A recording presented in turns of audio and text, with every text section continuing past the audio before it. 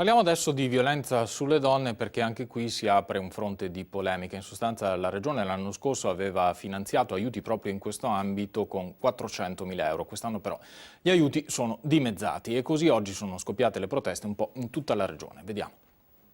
Mi sembrava di aver trovato l'uomo perfetto. Ho scoperto che mi tradiva con molte donne.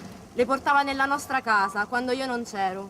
Quando mi sono ribellata ha iniziato a picchiarmi.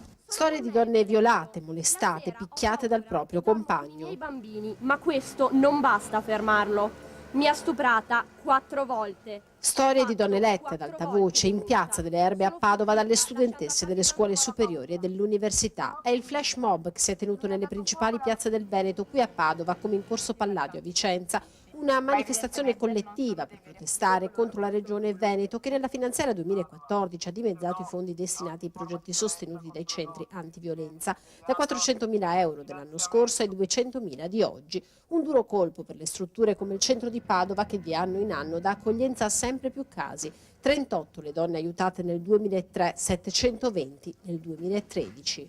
Questi soldi servono a tenere in parte, servono a tenere in piedi delle strutture che accolgono giovani, donne con bambini, donne che escono di casa magari solo in ciabatte, che hanno bisogno di tutto, che hanno bisogno però soprattutto di trovare un luogo che le accolga, che gli dia informazioni, che gli stia vicino nel momento peggiore della loro vita.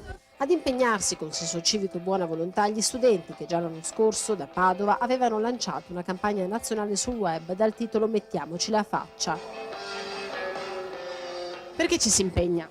Perché la scuola non lo fa e ci sentiamo in dovere di farlo al suo posto nella speranza che ascolti le nostre richieste, ovvero di affrontare il tema della sessualità, dell'affettività in maniera profonda e sincera, senza tabù, perché è ora nel 2014 che anche questo avvenga in Italia. Ora la speranza è che nell'assestamento di bilancio regionale si riesca a recuperare qualche risorsa in più. È il padre della mia bambina.